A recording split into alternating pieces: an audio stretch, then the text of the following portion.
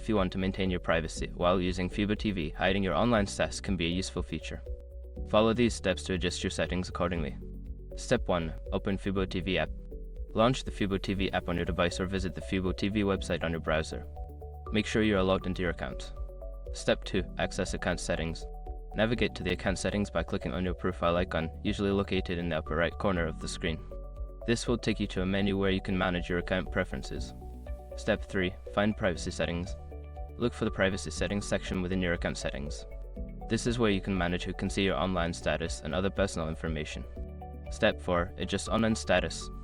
In the privacy settings, locate the option for online status visibility. Toggle the setting to hide your online status from other users or friends. Step 5. Save changes. After making your adjustments, be sure to save the changes. You may need to confirm your selection or exit the settings menu for the changes to take effect.